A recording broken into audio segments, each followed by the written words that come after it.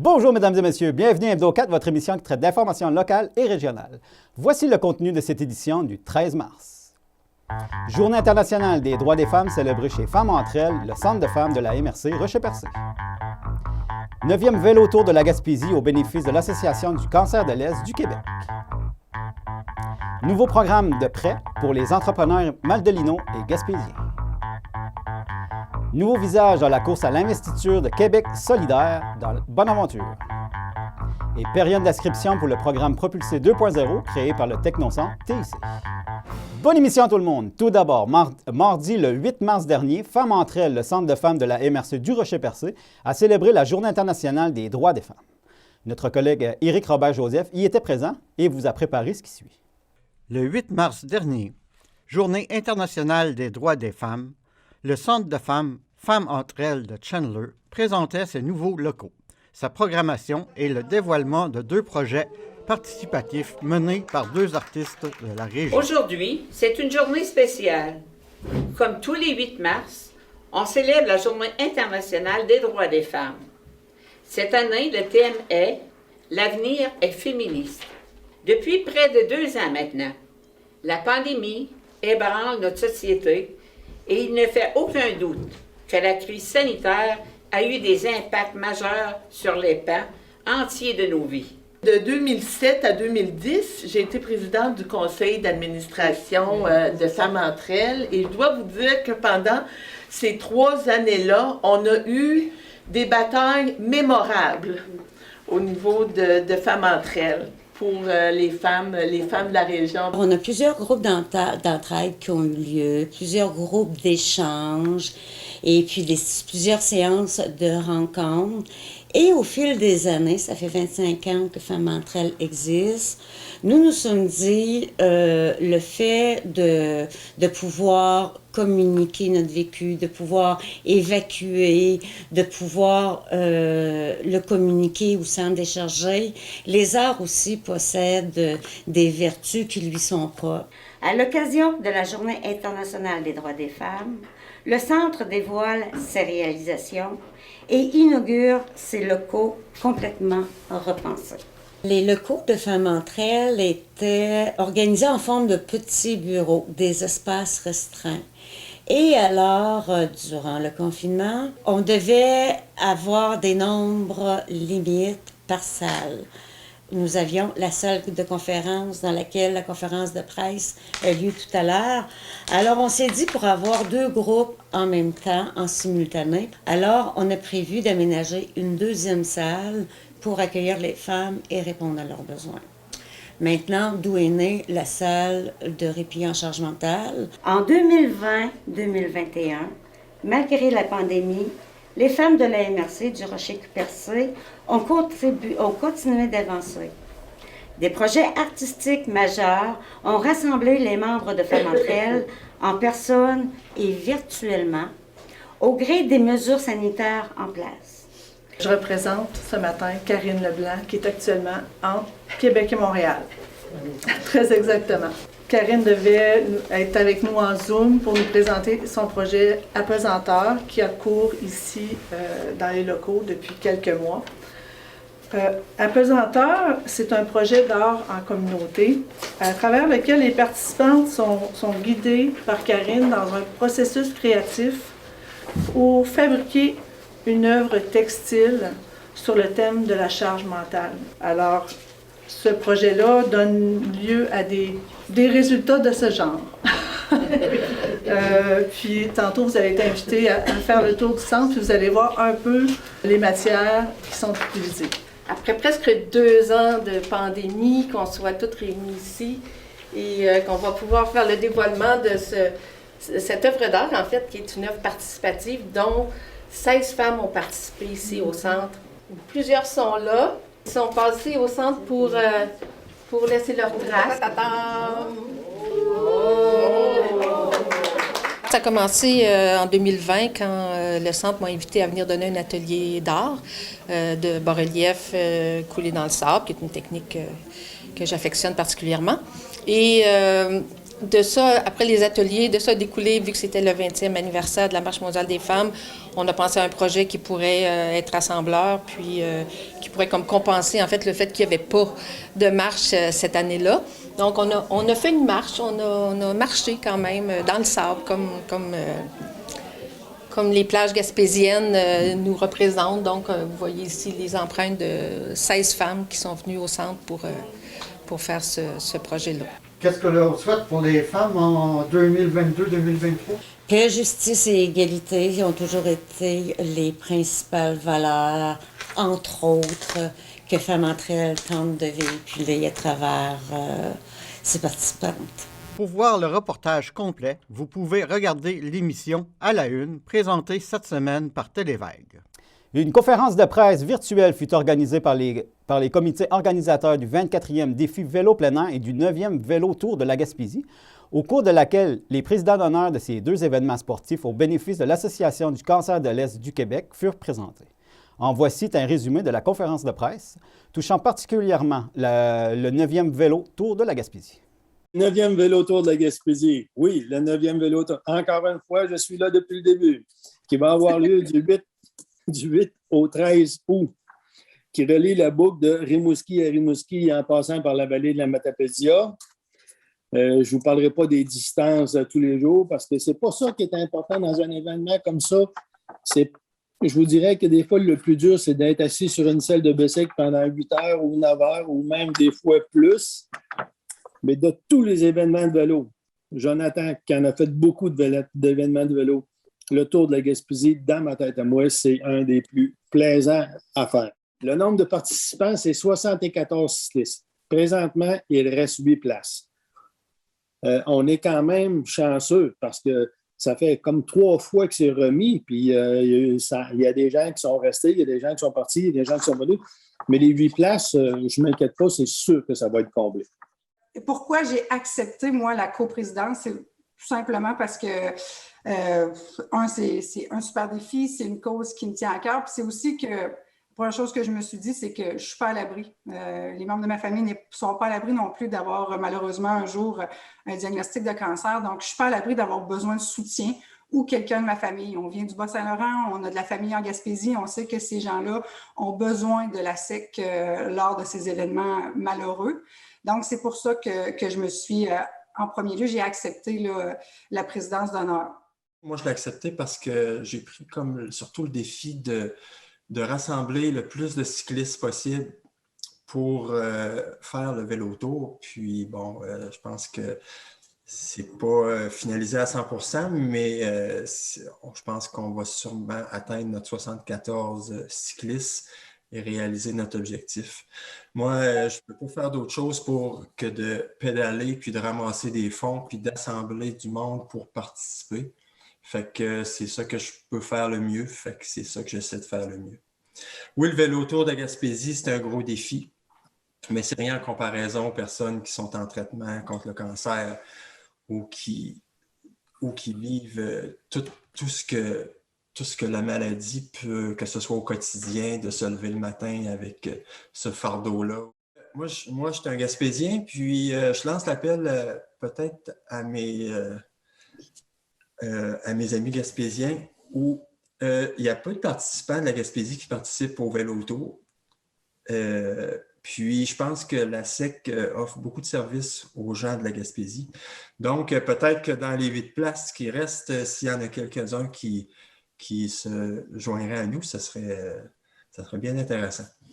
Puis, finalement, dans tout ce que je veux dire pour vous encourager à participer puis à vous préparer, là, moi, j'ai quand même fait aussi quelques défis, quelques événements de toutes sortes. Puis, le vélo tour de la Gaspésie, comme le disait Gilles tantôt, là, c'est le numéro 1. Il n'y a rien qui bat ça avec les paysages. Quand la météo est de notre bord, là, la première année qu'on l'avait fait, j'ai des souvenirs gravés à jamais. Même quand il ne faisait pas beau. Aussi. Notre objectif, c'est d'amasser 100 000 net qu'on aimerait remettre à l'Association du cancer avec le nombre de participants qu'on est. Puis, je crois bien que j'ai bon espoir qu'on va l'atteindre. On est un mouvement citoyen qui a pris naissance en 1981 avec la mission de protéger les droits des personnes qui ont le cancer et de leurs proches. puis s'assurer qu'en région, ici, dans l'Est du Québec, Bas-Saint-Laurent, Gaspésie, Côte-Nord, les îles de la Madeleine, on avait les mêmes services que dans les grands centres. Alors, on a mené des batailles. On a mené une bataille pour maintenir la chimiothérapie dans l'Est du Québec puis le développer dans toutes les cliniques. On a mené une autre bataille qui était d'avoir des services de radio-oncologie pour tout l'Est du Québec et une hôtellerie pour héberger les gens qui venaient se faire traiter pour des très longues périodes. Alors, de toute notre histoire, on a toujours travaillé fort pour améliorer sans cesse les services envers les personnes atteintes et leurs proches, puis toujours répondre à leurs besoins, puis toujours le plus proche possible de leur domicile. Maintenant, ça a été possible parce qu'on a eu un support indéfectible de toute la population, toutes les organisations, de nos médias qui sont toujours derrière nous autres. Puis comment ce support-là se traduit? Entre autres, on a l'appui de plus de 2200 bénévoles en ce moment. 2200 bénévoles qui nous aident au niveau des services, qui nous aident au niveau du financement. Dans le cadre de la Journée nationale du microcrédit entrepreneurial qui a eu lieu le 9 mars dernier, Accès Microcrédit Gaspésie-Île-de-la-Madeleine, en collaboration avec la Ruche Gaspésie-Île-de-la-Madeleine, ont procédé au lancement de son nouveau programme de prêt pour les entrepreneurs madelinots et gaspésiens, eux aussi de façon virtuelle. Accès Microcrédit Gaspésie-Île-de-la-Madeleine, on est un organisme à but non lucratif qui offre en fait 3 types de services. Donc, le premier étant de l'accompagnement entrepreneurial qui est gratuit, en fait, pour les entrepreneurs de la Gaspésie et des Îles-de-la-Madeleine, et ce, peu importe la phase de l'entreprise, soit autant en prédémarrage qu'en croissance. Donc, cet accompagnement-là, il est offert par notre équipe. On est 4 chez Accès Microcrédit Gaspésie, dont une personne aussi qui est basée aux Îles-de-la-Madeleine. Donc, voilà, l'accompagnement. On offre du financement.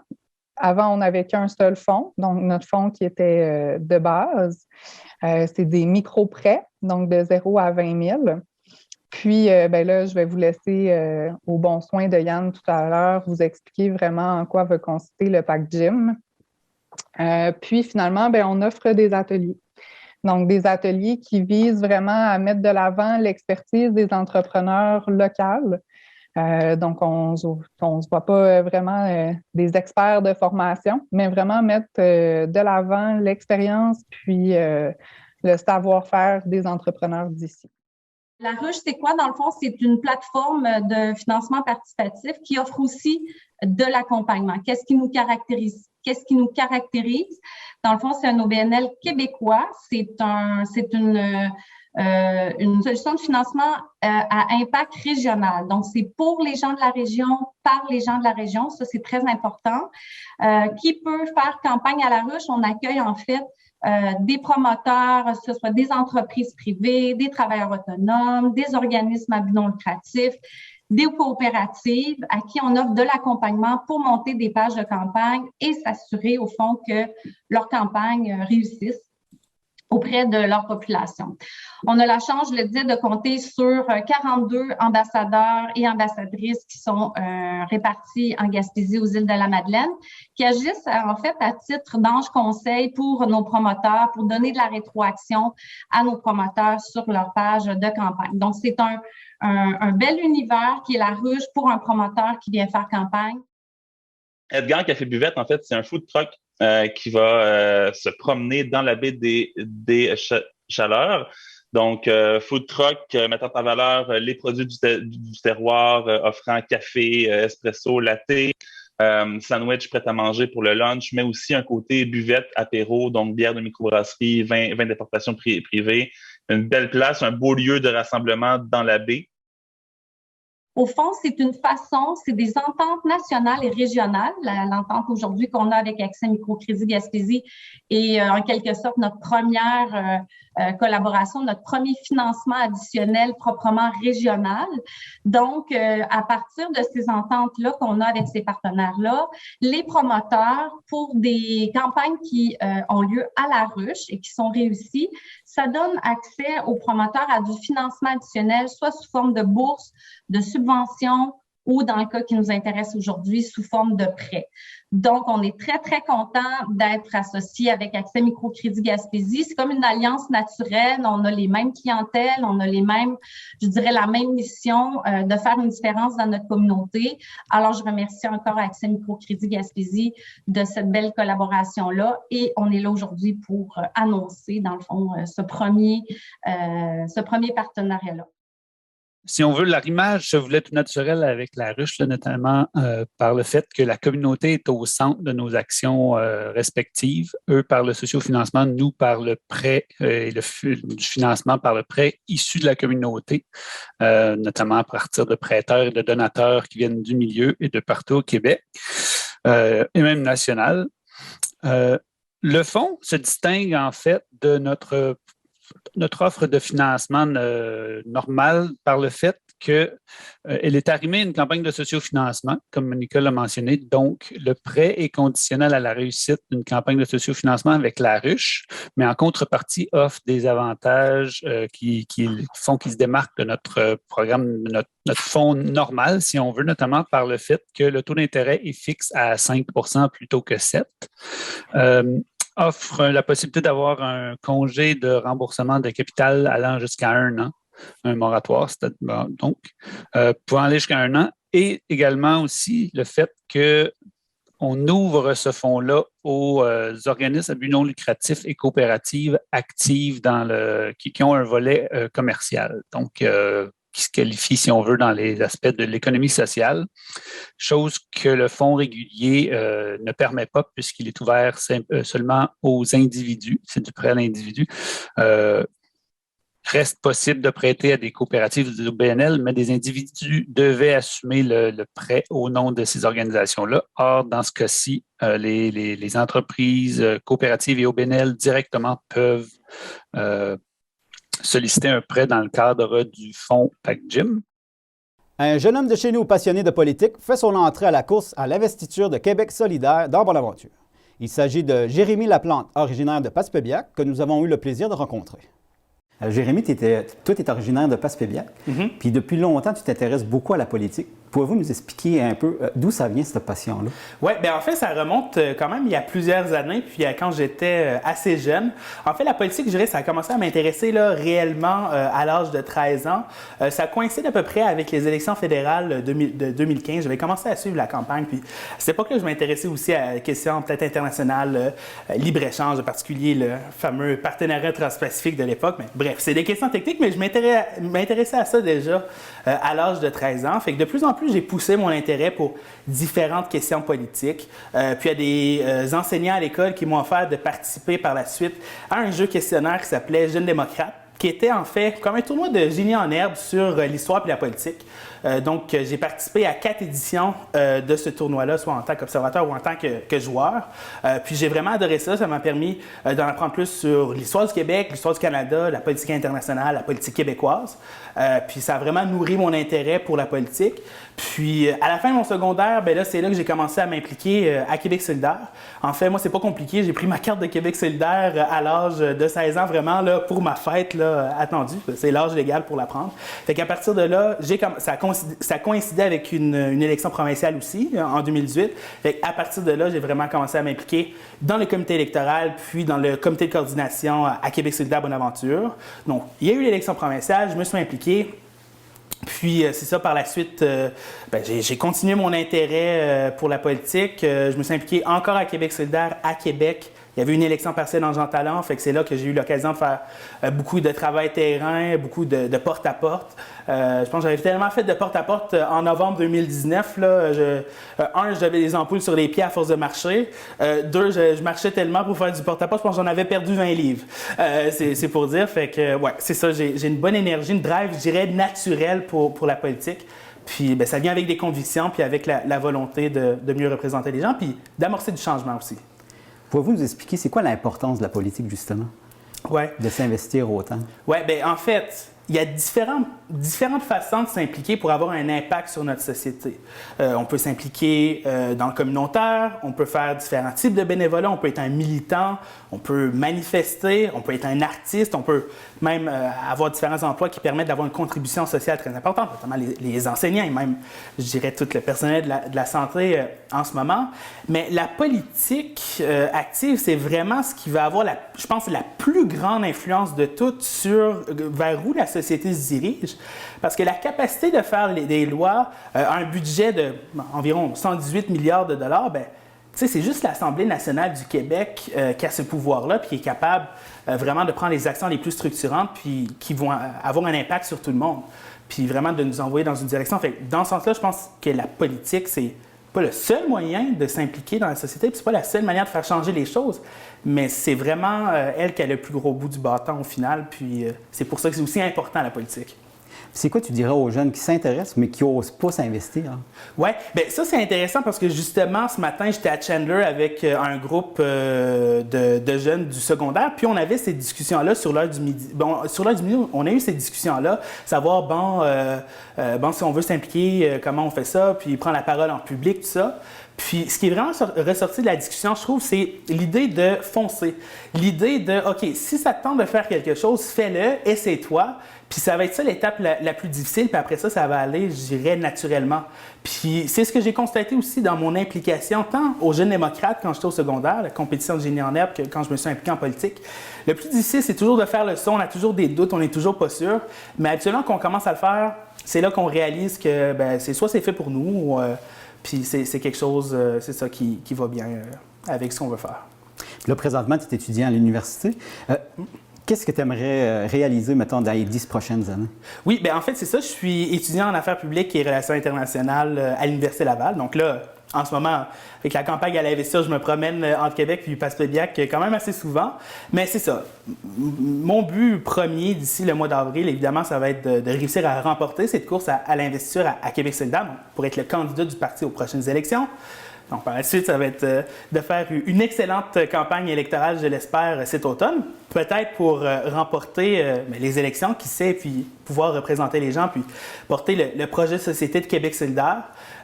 Évidemment, par la suite, peut-être quelques mandats à l'Assemblée nationale, qui sait. Sinon, je compte continuer mes études, puis poursuivre mon implication politique de toutes les manières que je peux. Mais vraiment, je compte dans les prochaines années, m'impliquer le plus possible pour réussir à ce qu'au Québec, on réussisse à amorcer la transition écologique parce qu'elle est fondamentale pour ma génération, elle est fondamentale pour les jeunes. Vraiment, d'ici 2030, il faut qu'on change de cap sur le plan environnemental. Puis si on ne le fait pas, je pense sérieusement qu'on est cuit ou on n'est pas loin d'être cuit. Puis c'est pour ça qu'il faut le faire maintenant, c'est urgent. Puis évidemment, avec toutes les autres préoccupations de reconstruire nos services publics, lutter contre la hausse du coût de la vie, toutes ces questions politiques-là aussi. Mais ouais, je dirais que c'est ça mes plans pour les prochaines années, réussir à faire avancer ces enjeux-là, puis les faire avancer en politique avec Québec solidaire le plus possible. À noter que Mme Catherine Cyr-White, bien connue et appréciée pour son implication dans le milieu, sera aussi candidate à l'investiture dans son parti en vue des prochaines élections provinciales en octobre. Il est encore temps de s'inscrire au programme Propulsé 2.0 du Technocentre TIC. Julie Fortier, qui est conseillère en transformation numérique au sein du Technocentre TIC Gaspésie-Île-de-la-Madeleine, nous en parle. Bonjour Julie. Bonjour André. Ça va bien aux îles? Ça va super aux îles. Le printemps s'en vient. On est contents. Super. Pouvez-vous nous faire un petit rappel? En gros, le Technocentre TIC, c'est quoi?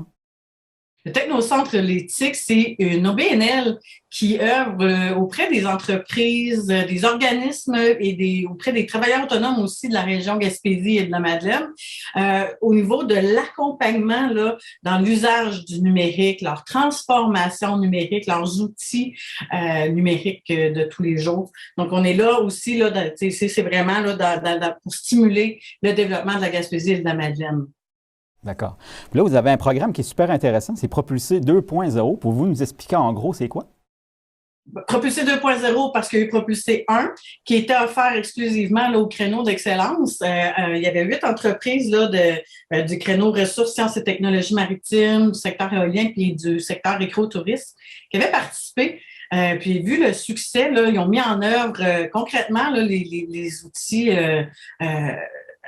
appris. Et là, ils ont vu un chiffre d'affaires annuel augmenter quand même de 17 ce qui est quand même intéressant là, dans la mise en œuvre là, de certains conseils concrets. Donc, on est allé chercher l'appui financier pour lancer Propulsé 2 du ministère de l'Économie et de l'Innovation et aussi de Service Québec pour nous permettre d'aller chercher le professionnalisme là aussi de l'École des entrepreneurs du Québec. Donc, on les a en partenariat pour enseigner, pour offrir des formations vraiment ciblées. Et là, on s'est dit, ben, on va mettre ça dans on va créer des cellules de co-développement. Donc, des formations, de l'accompagnement et du co-développement en Zoom, mais en présentiel Zoom. Ouais, c'est ça. Ça représente Propulsé 2, le fonctionnement. La période d'inscription est commencée? Oui. Donc, dans le fond, les formations débutent le 29 mars. Donc, 29 mars, 5 avril, 12 avril, 14 avril, 19 avril, 21 avril. C'est des formations qui s'offrent en direct sur Zoom en matinée. Et par la suite, on parle d'accompagnement individuel. Donc, jusqu'à en tout 15 heures d'accompagnement, 15 à 18 heures d'accompagnement. Et là, les groupes de développement débutent conjointement là, dans le temps de l'accompagnement. Donc, dans le fond, si on pense, les cellules sont sont en mai. Donc, la première de mai, deuxième de mai, troisième de mai. Puis les formations, comme je vous ai dit, c'est mars-avril. Accompagnement de mars à juin. C'est ça. Donc, la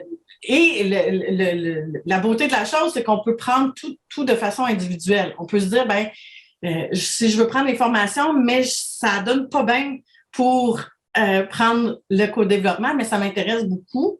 Mais on a 3 autres cohortes jusqu'en 2024. Donc, on va vraiment pouvoir réoffrir ce programme-là jusqu'en 2024. Fait qu'il y a possibilité aussi de modeler ça selon notre disponibilité ou celle des gens dans notre entreprise auxquels on veut faire participer à ces formations-là. D'accord. Quels sont les sujets qui sont abordés? Donc, on a ciblé 6 grands sujets.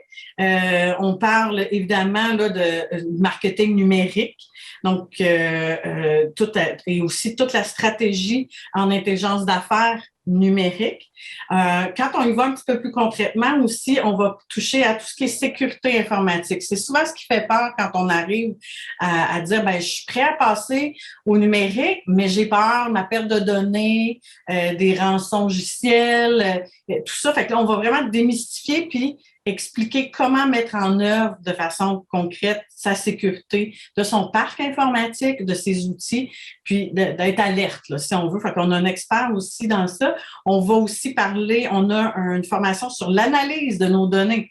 Hein, c'est bien beau être sur le web et tout ça, mais dire, ils viennent d'où les gens, puis comment je fais pour les rejoindre par la suite aussi. Et puis les outils collaboratifs, ils sont là, on aurait tort de ne pas les utiliser. Donc, des fois, la suite Microsoft Office 365 versus la suite Google, qu'est-ce qui est mieux pour mon entreprise et tout ça. Donc, ça fait vraiment le tour là, des 6 formations. Puis les formations sont offertes par qui au juste? C'est des formateurs spécialisés dans le domaine de l'École des entrepreneurs. Donc, on a Mathieu Veillant, on a Valentin Poussier, on a M. Frédéric Houle aussi pour la sécurité informatique. Et voilà, mesdames et messieurs, ce qui complète l'édition de votre émission Hebdo 4 du 13 mars. Merci beaucoup d'avoir été avec nous et à la prochaine!